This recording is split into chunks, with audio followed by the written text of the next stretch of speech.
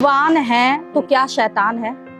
बिल्कुल है। संसार का नियम है, शैतान भी है भगवान भी है, लेकिन बलवान कौन है वो समय बताता है।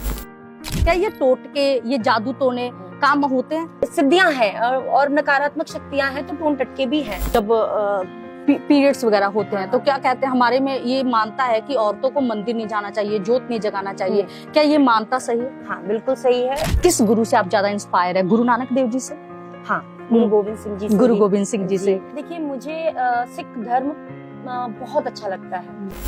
मैं दुख का मायरा हूँ, मैं दुख का मायरा हूँ, मेरा दुखड़ा मिटा देना गुरुदेव दया करके मुझको अपना लेना।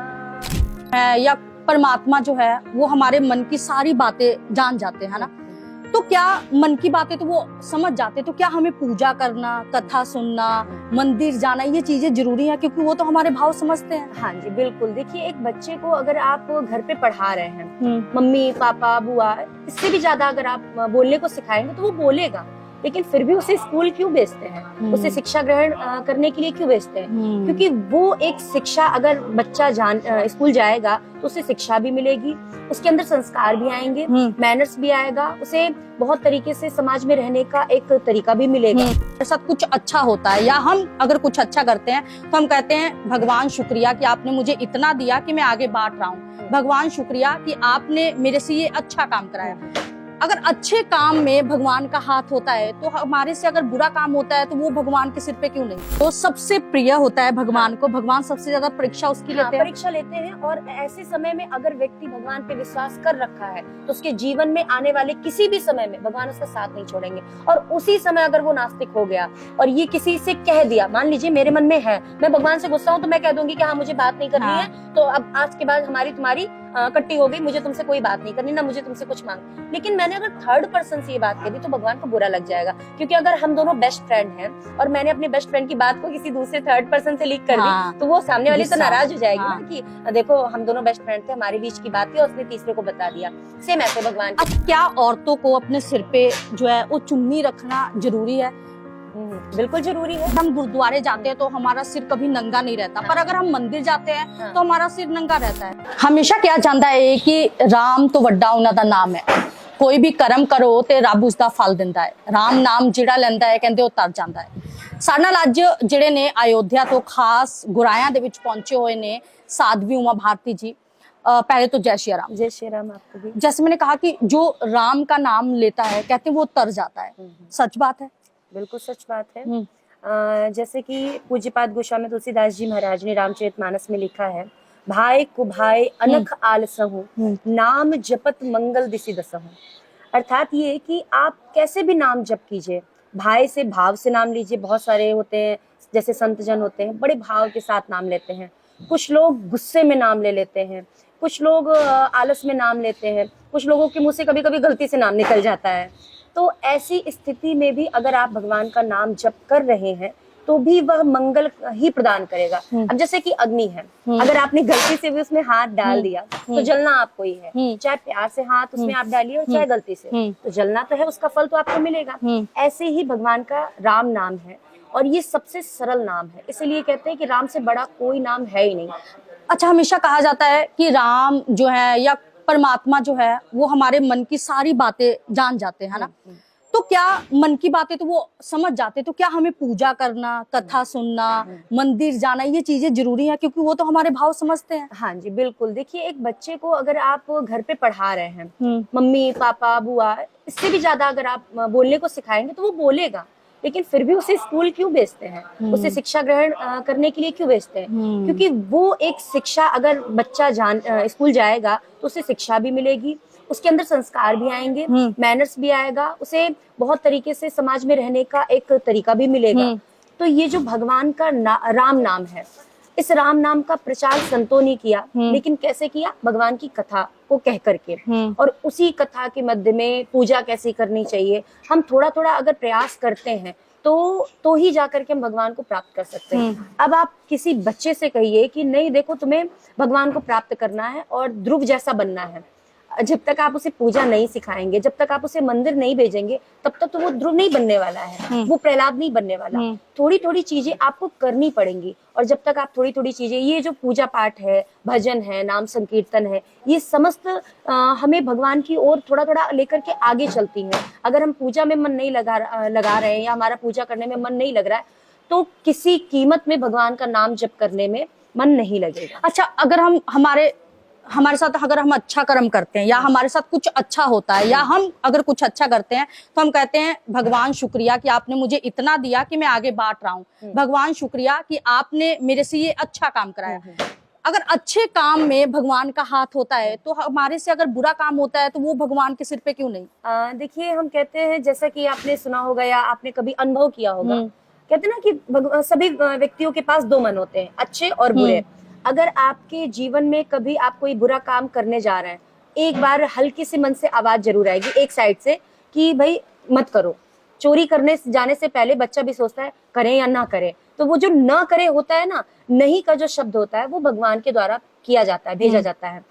अब जैसे कि भगवान तो हमारे मन में ही है, तो मैं भगवान का भजन करने की क्या आवश्यकता, मंदिर जाने की क्या आवश्यकता। तो ये दोनों ही बातें अलग हैं, और इसी से आप समझ सकते हैं कि जो चीजें हम अगर मंदिर जा रहे हैं, तो वो भगवान की प्रेरणा है। अगर हम आप कर रहे हैं, तो क्या वो भगवान की प्रेरणा नहीं है? बिल्कुल नहीं है, क्योंकि भगवान ने कभी भी आपको गलत चीजें दे करके नहीं भेजी। एक बालक के अंदर जो चतुराई आती है, वो उसके माता पिता, उसके समाज में सिखाई जाती है, ना कि उस बालक। इसीलिए तो कहते हैं ना, बालक मन के सच्चे, क्योंकि भगवान ने उसे केवल सद्गुण ही दे करके भेजे हैं, अवगुण तो उसे संसार वालों ने दे दिए। अच्छा, मैं ना बहुत सारी औरतों को देखती हूँ, वो घर में उनके घुटने दुखते होंगे, घर में उनको बहुत सारी बीमारियां होंगी। अगर बहू कह दे कि ये काम करना है, तो मुझे जी बहुत परेशानी है, बेटी कह दे बड़ी परेशानी है, पर वो मंदिर में जाके पोछा भी लगाएंगी, मंदिर में जाके सेवा भी करेंगी, मंदिर में जाके सारे दुख उनके दूर हो जाते हैं। क्या ये चीजें भगवान करवाते हैं, या इंसान जो है वो खुद की मर्जी से करता है? देखिए, इसमें भी कारण यही है कि एक स्त्री जब वो 13 से 14 साल की होती है, तो उसकी माँ कहना शुरू कर देती है कि कुछ तो बना लो, कुछ तो कर लो, नहीं तो ससुराल में जाके नाक कटाओगी तुम मेरी। वो 14 साल की लड़की से कहती है कि तुम खाना बनाना शुरू करो, किचन में जाना शुरू करो। और 14 साल की लड़की 80 साल की उम्र तक केवल किचन में ही अपने जीवन को व्यतीत कर देती है। फिर उसके बाद जब उसे कभी बुढ़ापे में अगर मौका मिलता है भगवान का भजन करने का, या मंदिर में झाड़ू पोछा लगाने का, तो वो औरत सोचती है अरे थोड़ी दर्द की तो बात है, अभी उसको नाचना होगा तो उसके घुटने नहीं दुखेंगे। हाँ, नहीं दुखेंगे। अगर दर्द होगा तो भी भूल जाएगी, क्योंकि बालक की शादी है, बच्चे का पोते का मुंडन है।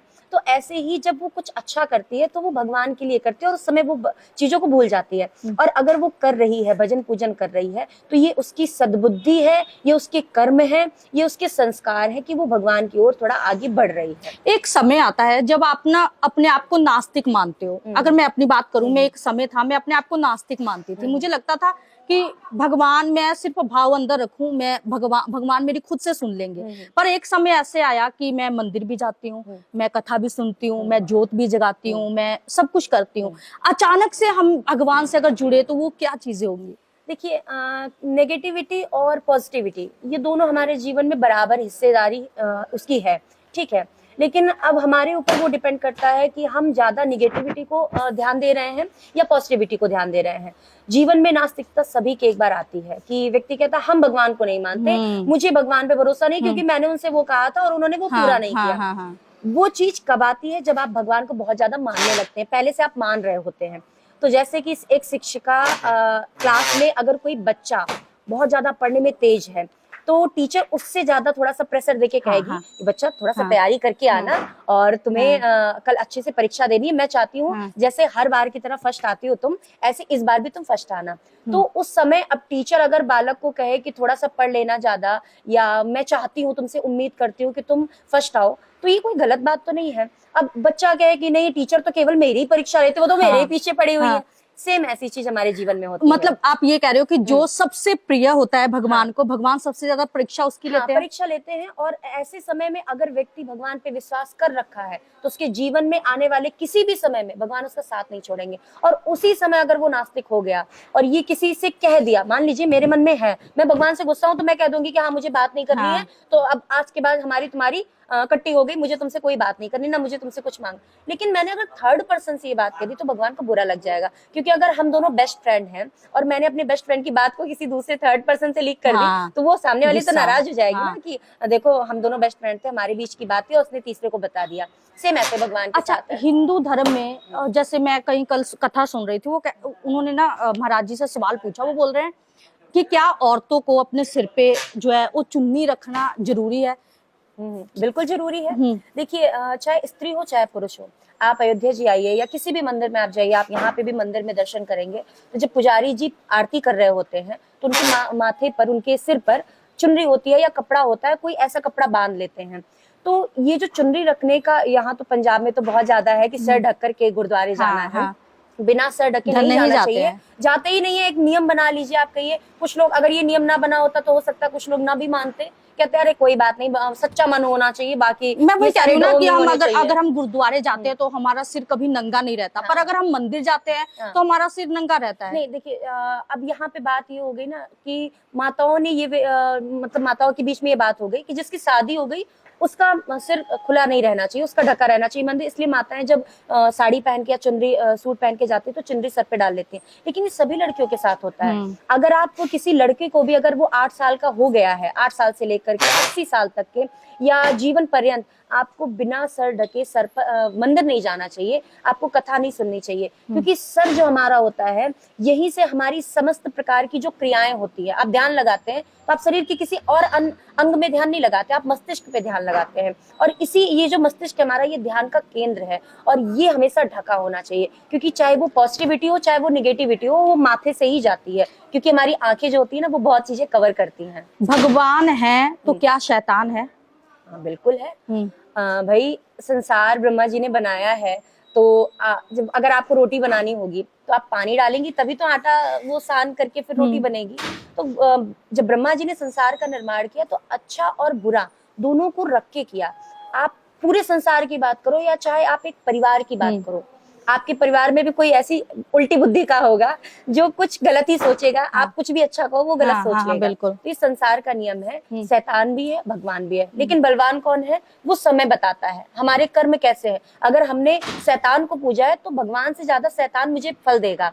अगर मैंने भगवान को पूजा है तो शैतान मेरे बगल में खड़ा हो जाए आकर के, हम शमशान में 12 बजे रात में बैठ जाए, फिर भी शैतान मुझे टच नहीं कर सकता है। अच्छा, जो हिंदू धर्म है, जो सनातन धर्म है, इसमें जैसे मैंने पूछा कि भगवान है तो शैतान है, पूछने का मकसद यही था कि बहुत सारे लोग जो सनातन धर्म में हैं वो टोटके पे विश्वास रखते हैं, जादू टोने पे विश्वास रखते हैं। क्या ये टोटके, ये जादू टोने काम होते हैं? बिल्कुल होते हैं। हमारे यहाँ अष्ट सिद्धि है। आपने देखा होगा कि बहुत सारे जो संत होते हैं कभी कभी कुछ करते हैं, ऐसे हाथ में करते हैं और प्रसाद आपको दे देते हैं, या बहुत सारे चमत्कार आपने देखे होंगे।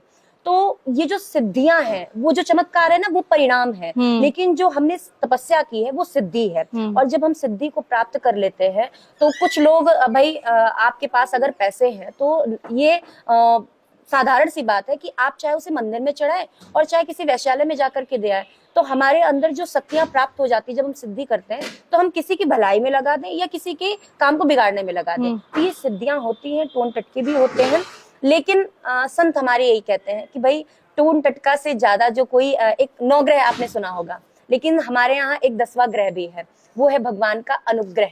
अगर 9 ग्रह नहीं काम कर रहे हैं, आपके समस्त सारे ग्रह खराब हैं, राम जी के नाम का जप कीजिए, आपका जो 10वां ग्रह आएगा ना, अनुग्रह भगवान का, वो समस्त ग्रहों को शांत कर देगा। इसलिए सिद्धियां हैं और नकारात्मक शक्तियां हैं तो टोन टटके भी हैं। जैसे बहुत सारे एक इंसान है जो भगवान को बहुत ज्यादा मान रहा है, दिन रात पूजा कर रहा है, पर उसके पीछे उसके दुश्मन है जो उस पर जादू टोने टोटके कर रहे हैं, तो क्या वो बिना, अगर उसको नहीं पता है कि उस पर किसी ने किया कराया है, तो क्या वो भगवान उसको काट सकते हैं ऐसी चीजों को? हाँ, बिल्कुल काटते हैं। क्या प्रहलाद जी के ऊपर इतनी सारी विपत्ति आई, भगवान ने रक्षा नहीं की? ध्रुव जी 5 वर्ष के थे, वो माता जी ने कहा कि जाओ भगवान का भजन करो, तुम्हारी विमाता ने, सुरुचि ने सही तो कहा, जाओ जाके भजन करना चाहिए। और वो 5 वर्ष का बालक, उसने ना कभी बाघ देखा ना कभी सिंह देखा, भगवान ने रक्षा की। तो ऐसे ही जब भक्त निश्चिंत होकर के मतलब सब कुछ समर्पित करके भगवान के ऊपर कि अब अच्छा हो या बुरा हो मुझे पता ही नहीं है, मेरे साथ क्या होने वाला है, इस भाव से अगर कोई बैठ जाता है तो चाहे सारी शक्तियां मिलकर के, पूरे ब्रह्मांड की शक्तियां मिलकर उसका बाल भी बांका करना चाहे तो नहीं कर सकती। अयोध्या से आप आए हो, अयोध्या नगरी राम नाम से पूरी सजी पड़ी है, हमें तो अभी मौका नहीं मिला जाने को। बहुत सुंदर, हम तो कहेंगे वैकुंठ है हमारी अयोध्या जी, पहले भी थी। आप त्याग की भूमि अगर किसे कहे ना तो वो हमारी अयोध्या जी है। लेकिन आज थोड़ा सा लोग थोड़ा आधुनिकता की ओर बढ़ रहे हैं, विकास तो हर जगह चाहिए। तो अयोध्या जी में जो आप आधुनिकता देख रहे हैं और जो चमक देख रहे हैं वो हमारे रामलला सरकार के आने से हुई है। एक तो दीपावली पे जो साल भर में केवल एक दिन मनाया जाता है, दीपक जला के लोगों को लगता है भगवान आए हैं, लेकिन अब तो राम जी पूरे विश्व में आ चुके हैं। उनका जो जन्मभूमि है, उनकी जन्मभूमि उन्हें प्राप्त हो चुकी है। वो अपने गर्भगृह में, आप जाइए कभी देखिएगा, अभी हम कल ही दर्शन करके आए हैं जन्मभूमि। तो रामलला सरकार इतनी प्रसन्न मुद्रा में, इतने मतलब खुश है ना कि एक लगता है कि 5 वर्ष का बालक सचमुच में खड़े होकर के अपने लिए मतलब बहुत खुश हो गया कि वाह मुझे इतना बड़ा मकान मिल गया है। ऐसे भगवान मतलब हमारे राम जी खड़े, और बहुत सबको इतने भाव से देख रहे हैं ना। एक बालक को अगर कोई देखने के लिए आए हजारों की संख्या, लाखों की संख्या में, तो वो बालक सभी को देखेगा, अरे सब मुझे देख रहे हैं, मुझे देख रहे हैं। वैसे राम जी सबको देख रहे हैं, हम राम जी को देख रहे हैं, राम जी हम सबको देख रहे हैं। पंजाब की धरती पे आए हो, पंजाब के बारे में या सिखों के बारे में चीजें मैंने देखा आप बात कर रहे थे, क्या चीजें यहाँ पे आपको अच्छी लगती हैं? देखिए मुझे सिख धर्म बहुत अच्छा लगता है। हमारे यहाँ कहते हैं कि भगवान को प्राप्त करना है तो गुरु की शरणागति चाहिए। अगर गुरु की कृपा नहीं है तो आप चाहे कितना भी त्याग, जप, तप, नियम, धर्म सब कुछ कर लो, भगवान नहीं मिलने वाले वो, क्योंकि आपको आधा फल मिलता है। लेकिन जब आप गुरु की शरण में चले जाते हो, गुरु के वचनों पे विश्वास कर लेते हो, तो भगवान कहीं दूर नहीं रह जाते हैं। शबरी जी ने मतंग जी के, अपने गुरुदेव भगवान के नाम के सहारे अपने आश्रम पर बैठ करके भगवान का बस नाम जप किया। उन्हें नहीं पता था भगवान कब आएंगे, वो बुढ़ापे में आएंगे या हो सकता है इस जन्म में ना भी मिले, मुझे अगले जन्म में मिले।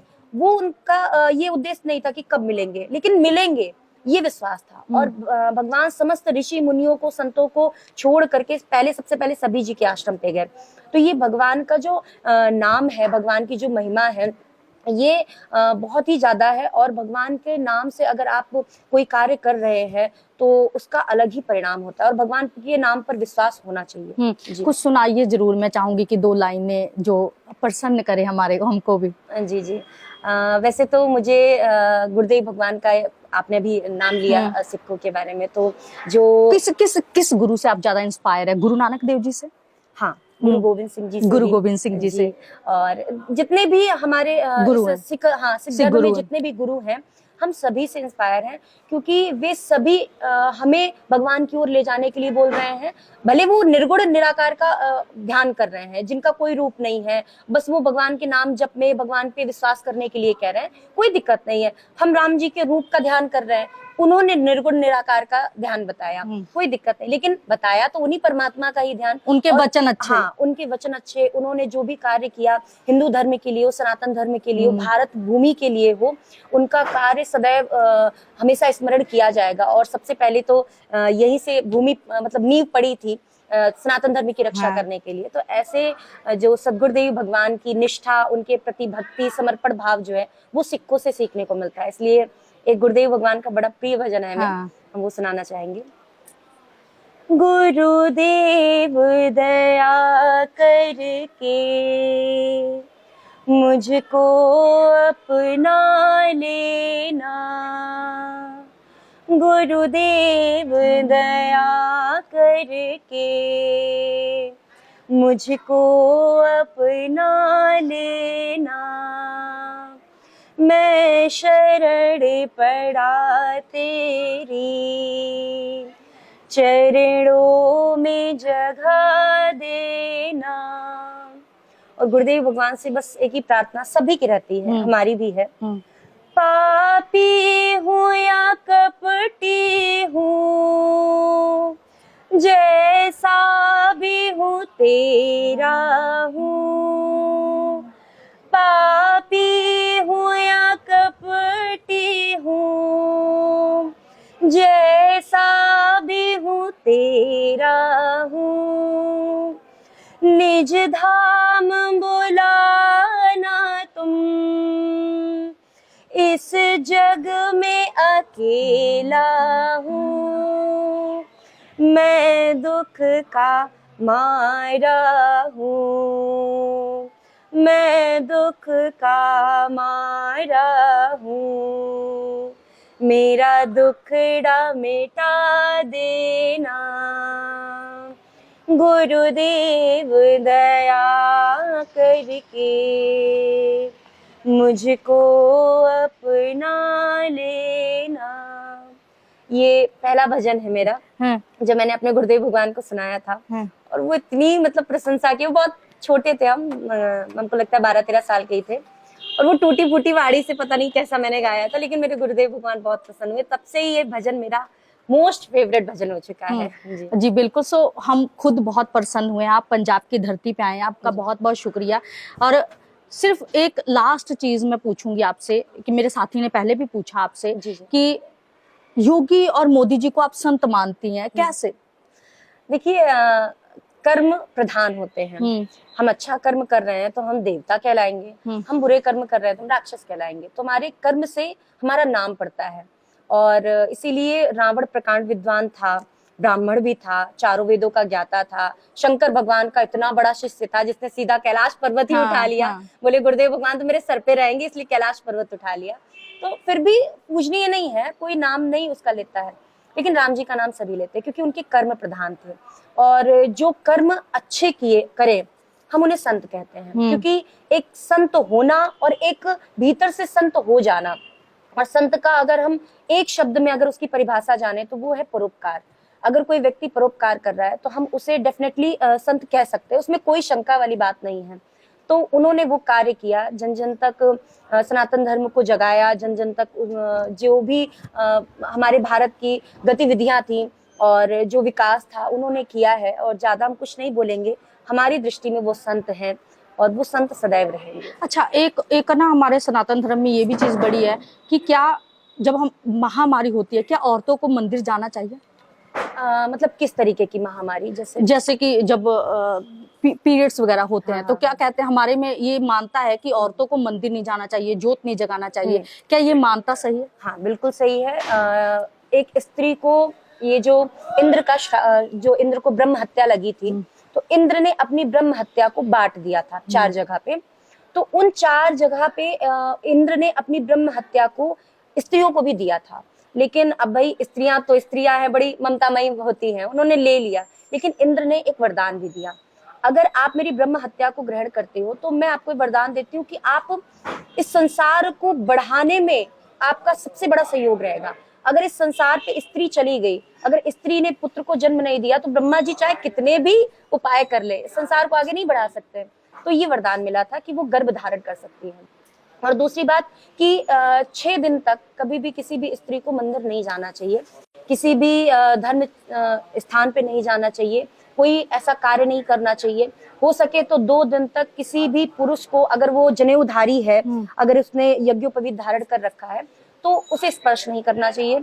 रसोई में नहीं जाना चाहिए 4 दिन तक, और 6 दिनों तक कोई भी धर्म कार्य नहीं करना चाहिए। क्योंकि हमने बहुत जगह सुना है, माताएं सोचती है कि नहीं 5वें दिन तो हम शुद्ध हो गए, 5वें दिन तो हम कुछ भी कर सकते हैं। बिल्कुल नहीं करना चाहिए। 6 दिन तक स्त्री किसी भी प्रकार से पवित्र हो ही नहीं सकती है। वो 7वें दिन पवित्र होगी और 7वें दिन ही मंदिर में जाके पूजा कर सकती है, उसको ये अधिकार है। 6 दिन तक ना तो उसे रसोई में जाना चाहिए, ना मंदिर में जाना चाहिए, ना संतों को प्रणाम करना चाहिए। ये तो मैंने सुना ये तो प्राकृतिक चीजें हैं। नहीं, प्राकृतिक कैसे है भाई? पहले तो नहीं थी ना, पहले नहीं थी बिल्कुल भी। आप शास्त्रों को पढ़िए, श्रीमद् भागवत महापुराण को पढ़िए। ये जो ब्रह्मा जी जब चिंतित हो गए कि मैं संसार को कैसे बढ़ाऊं, बहुत ज्यादा चिंता होने लगी, उन्होंने रुद्र को प्रकट कर दिया। और रुद्र भगवान तो अपनी जैसे सृष्टि करने लगे, भूत प्रेत, वो पकड़ पकड़ के सबको खाने लगे ब्रह्मा जी की सृष्टि। चिंता हुई, शरीर के 2 हिस्से हुए, जिसमें से वाम भाग से स्त्री और दाहिने भाग से पुरुष हुए, मनु शत्रुपा। इन दोनों को भी आज्ञा दी कि आप तपस्या करो जाके और भगवान से वरदान मांगो कि मुझे पुत्र प्राप्त हो। तो तब तक भी ये ठीक था, मैथुन के माध्यम से सृष्टि आगे बढ़ी। लेकिन जब श्राप मिला तो एक वरदान भी मिला कि माताएं गर्भ को धारण करेंगी। तो ये प्राकृतिक भगवान ने नहीं दी है, ये श्राप है। ये जो आप देख रहे हैं माताएं रजस्वला धर्म में जाती हैं, ये श्राप है। तो आप इसे प्राकृतिक कैसे कह सकते हैं? ब्रह्म हत्या जो इंद्र को लगी थी, ब्रह्म हत्या से बड़ा इस संसार में कोई भी पाप है ही नहीं। इस ब्रह्म हत्या से कोई मुक्ति प्राप्त करने का कोई उपाय नहीं है। इसीलिए तो इंद्र ने ब्रह्म हत्या से छुटकारा पाने के लिए 4 स्थान पे अपने ब्रह्म हत्या को बांट दिया। प्राकृतिक बिल्कुल भी नहीं, और ये कहना बिल्कुल गलत है कि ये प्राकृतिक है, ये श्राप है, और जो श्राप है तो उसको उसे मानना स्वीकार चाहिए, करना पड़ेगा। स्वीकार करना पड़ेगा, और आपको उन नियमों का पालन भी करना जी, पड़ेगा। बहुत बहुत शुक्रिया। आप जी। ये पंजाब की धरती पे आई, हम जी, जी। सबको आपने प्रसन्न किया। जी, जी। सो जय सीताराम। जय श्री राम, जय श्री राम। आपका भी बहुत बहुत